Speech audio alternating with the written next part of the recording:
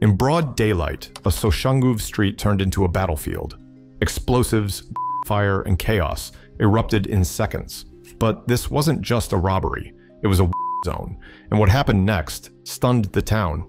Soshanguve, a large township north of Pretoria, has long carried the weight of crime.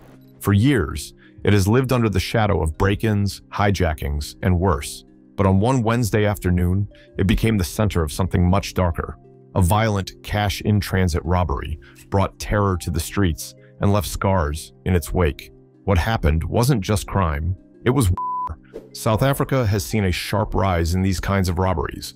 Criminals target armored vans because they carry millions in cash. These heists are not sloppy, they are planned, timed, and the attackers use military-style tactics and heavy weapons. Every strike is fast, loud, and leaves behind a trail of fear.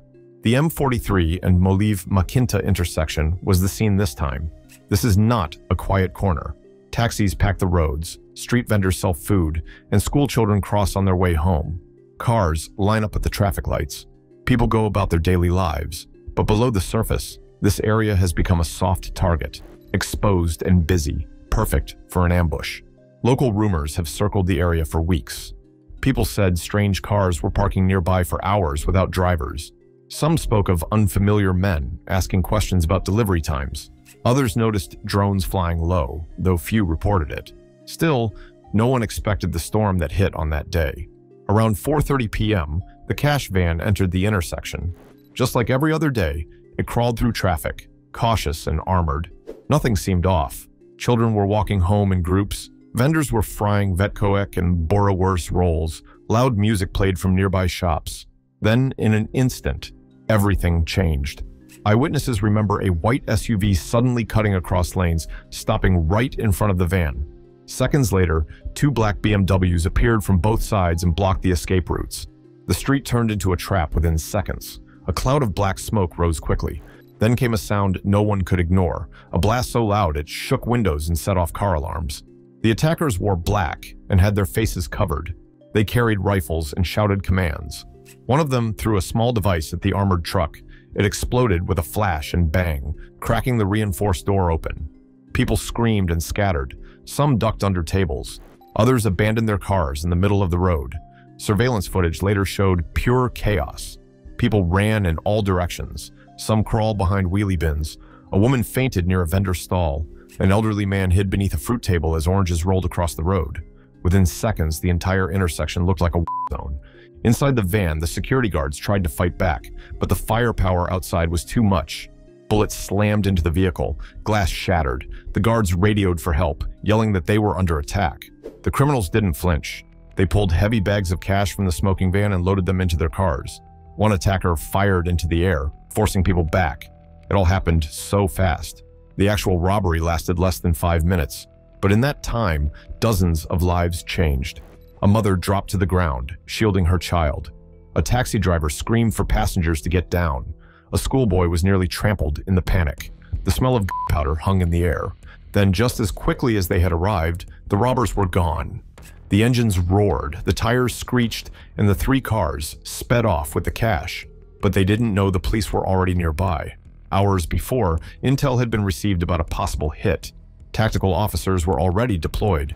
What the robbers thought was a clean getaway was actually the start of a chase. This wasn't just another robbery. This was something bigger. It was loud, brutal, and unforgettable, and it left Soshanguve shaken to its core.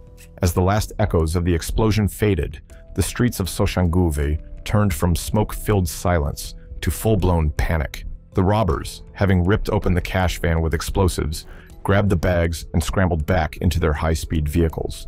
The operation looked clean and sharp, like it had been rehearsed, but they didn't know the Tactical Response Team, TRT, had been watching. Intelligence had warned of a possible hit, and the cops had prepared for Just minutes after the blast, the robbers' convoy pulled away from the scene. Sirens howled from the distance, growing louder. TRT units, stationed in nearby streets, moved in fast. They weren't reacting randomly. This was a trap. The police had set up a net, and the robbers had walked right into it. The chase began instantly. The suspects sped through the township's narrow roads, dodging traffic and blowing past red lights. The air was thick with dust and sirens. From the moving cars, robbers leaned out with rifles and opened fire. People screamed. Others fell to the ground, shielding their heads behind taxis and street stalls. Bullets ripped through walls and shattered shop windows. Glass flew. A stray round struck a pedestrian, an innocent bystander who had been walking back from work. He collapsed on the sidewalk and didn't move again. Mothers clutched their children. Street vendors ducked behind carts. It was chaos. Inside the police vehicles, officers remained calm. They returned fire in short, controlled bursts. The TRT didn't panic. They knew how to without risking more innocent lives. They used their cars for cover, advancing carefully with rifles aimed. This wasn't just a shootout. It was a zone in the middle of a residential street. The robbers tried to shake the cops by splitting up. One car veered off into a side alley, another kept going straight, and a third cut through a small intersection. But their luck was running out. Spike strips had been planted on escape routes before the robbery even started. One vehicle slammed over the spikes, tires bursting in an instant. The car skidded, flipped onto its side, and slammed into a wall. The other two cars weren't so lucky either. One tried to reverse, but was blocked by incoming TRT units. The final car got boxed in on both ends, surrounded and out. The robbers inside had a choice: drop or go down. Two suspects surrendered immediately, hands in the air, shaking from adrenaline. The others weren't ready to give up. Fire exploded again. From behind broken windows and crushed doors, robbers shot wildly at the advancing officers. The police didn't flinch. They advanced with precision, cutting down the resistance with lethal force. It was quick, brutal, over in minutes. When the dust settled, 3 robbers lay dead on the ground. One by one, bodies were dragged out from the vehicles. Streaked across the tarmac. Bullet casings littered the street like gravel. 8 suspects were alive, injured, shocked, and now in custody. Police zip-tied their hands and moved them out quickly. 2 TRT officers were injured during the clash, one with a to the leg, the other grazed by a bullet near the shoulder. Medics rushed in, stabilizing the wounded before anyone could out. One officer was loaded into an ambulance, still conscious, but pale. The other sat against a wall, breathing hard, his rifle still gripped tightly in his hands. The bystander who was hit during the was declared dead on the scene. His body, covered in a white sheet, became the most painful symbol of how violent these robberies have become. Family members rushed to the scene, only to collapse in tears. The police stood guard silently, eyes heavy, knowing full well the weight of that loss. Photos and videos of the aftermath began flooding social media. One video showed a bloodied suspect being pulled from a wrecked car. Another showed the lifeless body of a robber next to a rifle. The clips went viral. Within hours, news sites across the country were replaying the chaos. The nation watched in shock. Authorities confirmed the recovery of rifles, ammunition, and some of the stolen cash. But what stood out most wasn't what was recovered. It was the sheer boldness of the attack and the even bolder response that followed. In less than 20 minutes, Soshanguve had witnessed an entire military-style battle. The streets were sealed off for most of the evening. Forensics worked late into the night. Locals stood behind yellow tape, whispering about what they saw. No one felt safe. It wasn't just a failed heist. It was a reminder that war can break out anywhere, even during a walk home from school. And for those who planned it, the cost was far higher than they ever imagined. The streets of Soshanguve were still stained with powder when the praise started rolling in.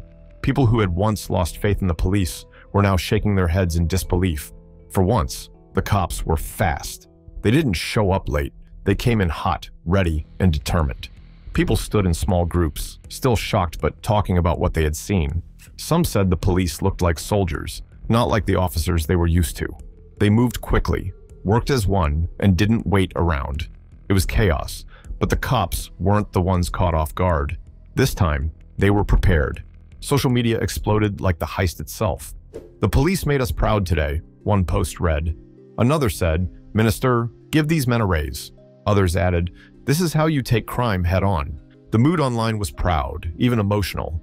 For Soshanguve, this was a rare moment. A place used to being forgotten was now in the spotlight for all the right reasons. People said they finally saw what law enforcement should look like. There was hope, even if it was small. Something had shifted. But it wasn't all praise. Soon, the name of the man who died in the cross came out. He was a father of 2, heading home from work. He was just at the wrong place at the wrong time. He never got to say goodbye. That single death raised a difficult question. Could the police have done things differently? Did the shootout have to happen in a crowded place? Was the power used really necessary? Or was this just the cost of fighting crime? Some people were still cheering, but others began to frown. Not because they didn't want justice, but because they didn't want innocent lives lost in the process. A few said the police acted like they were in a war zone. It looked brave, but also dangerous. The debate had begun. The police didn't flinch. A spokesperson said loud and clear, "We will not negotiate with criminality." It was a message meant for the robbers and for anyone thinking of joining them. It was also a warning that things had changed. The gloves were off. But behind closed doors, there were other talks. Could this level of force be used every time? Could police avoid civilian in future operations? Was this a one-time win or the start of real change? The questions weren't going away. Experts later spoke on news shows and radio stations. They said the response was fast and sharp. They said intelligence must have played a role. The robbers were met just minutes after the blast. That kind of timing doesn't happen by luck. Compared to past failures, this looked like progress. Usually, cops arrive late, the trail goes cold, and suspects vanish. This time, none of that happened. The officers knew what was coming, and they came ready. It was a different kind of police work. Still, the death of an innocent man made things messy. His children would grow up without a father. His wife had no answers. The community mourned while still trying to feel proud. It was a mix of pride and pain. As videos of the scene spread, so did opinions. Some said it was powerful to see police take control. Others couldn't get past the image of the man lying lifeless in the street. The same moment that brought cheers also brought tears. The line between hero and horror had been crossed. In the following days, people lit candles outside his home. His neighbors stood silent, holding photos and praying. His children didn't understand why their father was gone. Their world had changed in one afternoon. It wasn't fair, and it wasn't over. The police kept silent after their first message. They knew more questions would come, but they also knew the city had seen what was possible when they act fast. The message was clear. This wouldn't be the last time. The fight was only beginning. This incident won't be forgotten soon. It left people divided, hopeful, yet heartbroken. Some saw justice, others saw recklessness.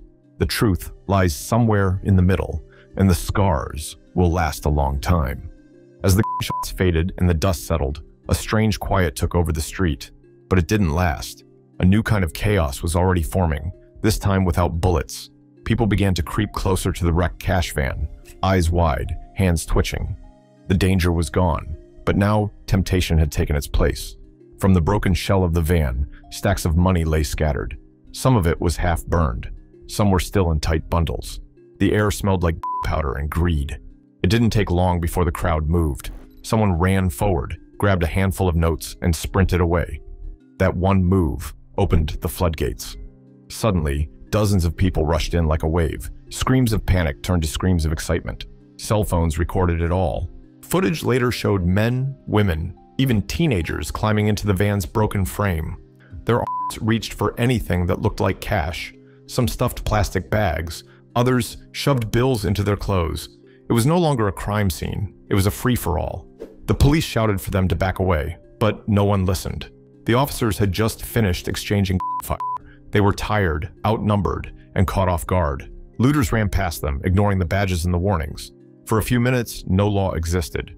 What began as shock turned into shame. Some in the community watched from their homes, unable to believe what they were seeing. Others joined in without a second thought. It was a strange silence, a kind of moral collapse. Everyone knew it was wrong, but many did it anyway. People later said it was desperation. They needed money and the chance came. Others were honest. They just saw an opportunity. That day, hunger and greed wore the same face. Even those who didn't steal felt the weight of what had happened. The South African Police Service later released security footage. They asked the public to help identify those involved. Within days, arrests were made, names were named. Justice didn't end with the robbers. It now included the looters. Some people felt bad, saying the community had failed itself. Others tried to justify it, saying the government had failed them first. The blame was thrown in every direction. But deep down, many knew the truth. This was a scar the township would carry for a long time. Experts on crime later gave their take. They said this kind of thing wasn't new. It had happened after other heists, too. First, the robbers take, then the public follows. The line between victim and thief blurs. This wasn't just about money anymore. It was about survival, trust, and the things people do when they think no one's watching. Only this time, cameras were everywhere. The world saw it unfold in real time. There was no hiding. Some looters even bragged online.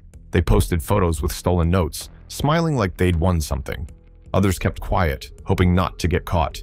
The internet remembered every face, and the police were watching closely. The trend of secondary looting is growing. In moments of confusion, even everyday people are crossing the line. It's not just about crime, it's about a broken system. When people believe there's no hope, no food, and no jobs, laws begin to fade. That's when danger begins. This time, it was in Soshanguve, but next time, it could be anywhere. The robbery itself was violent and fast, but what came after was even more disturbing. It showed a deeper sickness hiding under the surface. People used to blame the criminals. Now they were becoming them. The loot didn't just attract robbers, it attracted neighbors, strangers, even children. The sight of so much cash broke something inside people. It gave them permission they didn't even ask for. The police promised to take action. They reminded everyone that theft is theft, no matter who does it. But behind the uniforms and speeches, even they knew this wasn't simple. Poverty had mixed with panic. And the result was something darker. What started with a heist ended with a community exposed, not just to crime, but to its own weakness. When the rules disappeared, so did the masks. In the rush for cash, people revealed who they really were, and the street that began as a battlefield became a mirror. Once the gunfire stopped and the bodies were moved, Soshanguve was far from calm. The streets were quiet, but the tension in the air was thicker than ever. Fear had not left. It had just changed shape. SAPs wasted no time and launched what they called Operation Cram Crackdown. This was not just about catching robbers anymore. It was about tearing up the roots of crime.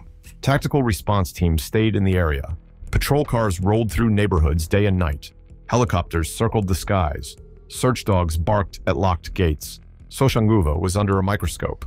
Officers hit known criminal hotspots hard. Abandoned houses were forced open. Shacks used for deals were cleared out. Hidden rooms revealed stacks of stolen goods. The streets that once hid crime were now being exposed. One raid shocked even the seasoned cops. Inside a rundown house, they found rifles and bags of. No one expected that much power stashed so close to schools and parks. It wasn't just one home. Similar scenes played out across the township. Soshanguve was bleeding from more than one wound. Then came the twist no one saw coming. At a local high school, police walked in after a tip-off. In a back corner of the schoolyard, students were caught smoking. Just outside the gate, a man waited with more. He was arrested on the spot. The real fear started when police looked deeper.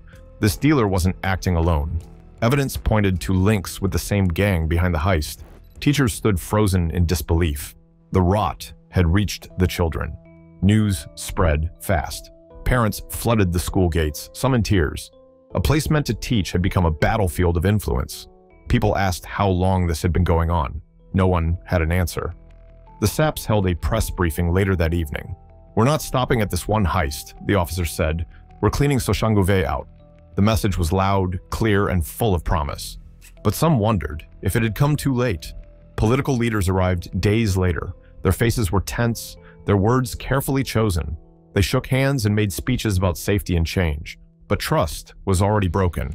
The people didn't want to talk. They wanted results. In the days that followed, more blue uniforms were seen on the streets. Patrols doubled. Checkpoints popped up at every exit. Helicopters buzzed through the sky again. It felt like a city at war with itself. Things were quiet for a while. Fire was gone. The sirens faded. Neighbors who once locked their doors early now stayed outside longer. But nobody forgot what had happened.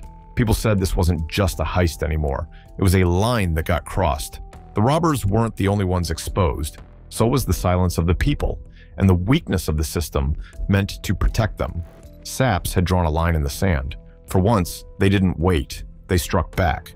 The crackdown wasn't perfect, but it was fast, hard, and visible. That alone gave some hope. Still, the scars were fresh. The were buried, but the questions remained. Could this crackdown change anything long-term? Or was it just smoke before the next fire? Only time would tell.